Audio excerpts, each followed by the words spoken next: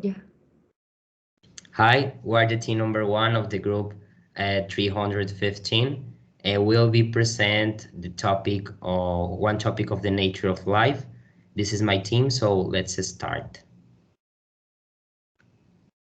Animalia Kingdom. Kingdom Animalia constitutes all animals among the five kingdoms. The largest kingdom is the Animalia Kingdom. Animals are multicellular eukaryotes. However, like plants, they do not possess chlorophyll or a cell wall. Therefore, members of the kingdom exhibit a heterotrophic mode of nutrition. Well, from the five kingdoms, we have first Phylum, and we will consider in higher invertebrate animals like Phylum Annelida, Arthropoda, Mollusca, Echinodermata, and Chordata. First, we have Phylum Annelida with a leash. They have a closed circulatory system, which means that blood circulates through both vessels and never leaves them. They could be aquatic or terrestrial, free-living or parasitic. They are triploblastic and have bilateral symmetry. Then we have Phylum Arthropoda with the scorpion. These are triploblastic also, bilateral symmetrically. Their body is protected by a tow covering called an exoskeleton made of chinti. Sense organs like compound eyes and statocysts are present. Then we have Phylum Mollusca with the octopus. For example, their body is divided into the head, foot, a large organ used for locomotion, and visceral mass. All the organs are contained in this. In most mollusks, the mantle cavity is covered by a caracul shell. They have an open circulatory system. Then we have Phylum Echidodermata with the starfish. They are radially symmetrically, but their larvae are vertically symmetrical. They have a caracul endoskeleton. They have a water vascular system consists of network or channels. And finally, we have Phylum Chordata with the Hemichordata. They are worm-like marine. The body can divide it into an anterior proboscis, followed by a collar and then a trunk. They have an open circulatory system and respire through gills. Now we have the next classification after phylum, that is class. Class was the most general rank proposed by Linnaeus. Phyla were not introduced until the 19th century. There are 108 different classes in the in the kingdom Animalia, including Mammalia, mammals, apes, birds, and Reptilia, reptiles, among many others. The classes of Animalia that Linnaeus proposed are similar to the ones used today, but Linnaeus' classes of plants were based on attributes like the arrangement of flowers rather than their relatedness. Today, classes of plants are different than the ones that the ones Linnaeus used, and classes are not frequently used in botany. Now we have some class examples. The first one is mammals. Some examples are koalas, the kangaroo, and a common duck.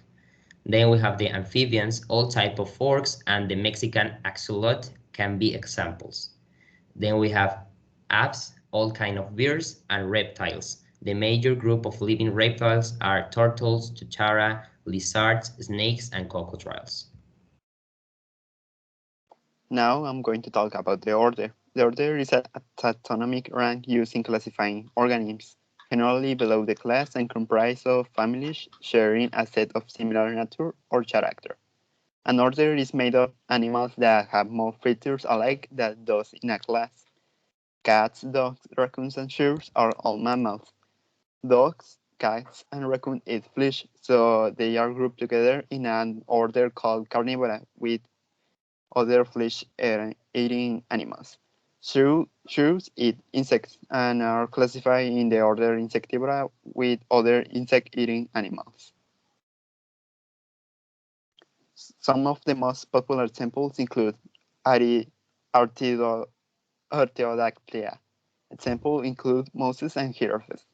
Carnivora, animals that specialize in mostly eating meat, but also contain some omnivores and herbivores. Some examples include birds, Rodentia. Examples include mice and squirrels. Chiroptera bats, the only mammals that can fly. Examples, vampire bats. Primates include prehensile hands and feet, commonly with opposable thumbs.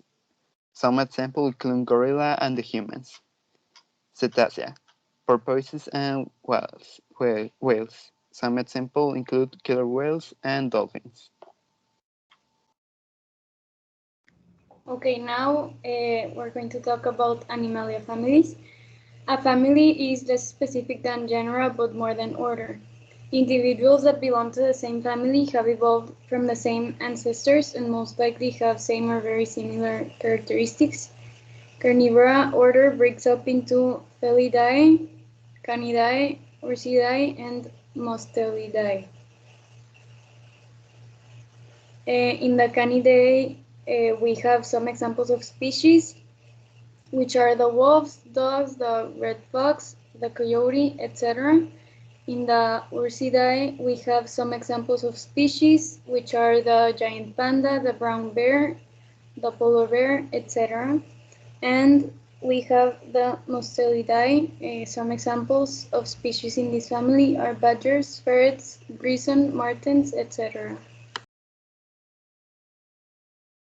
Okay, so now we have the genus. The definition of genus is a taxonomic rank using the biological classification of living and fossil organisms as well as viruses. In the hierarchy of biological classification, genus comes above species and below family. In binomial nomenclature, the genus name forms the first part of the binomial species name for each species within the genus. In simpler words, it is a class, kind, or group marked by one or more common characteristics.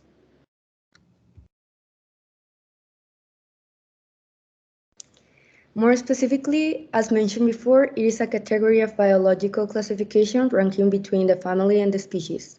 Also, the genus can be a class of objects divided into several subordinate species. A genus consists of a large number of organisms, whereas a species consists of a fewer number of organisms. The best example is in animals like zebra, horses, and donkeys, which belong to the same genus, Equus, meaning all different species of zebras, donkeys, and horses all belong to Equus. Then we have species. If animals can reproduce between them successfully, therefore they are a species.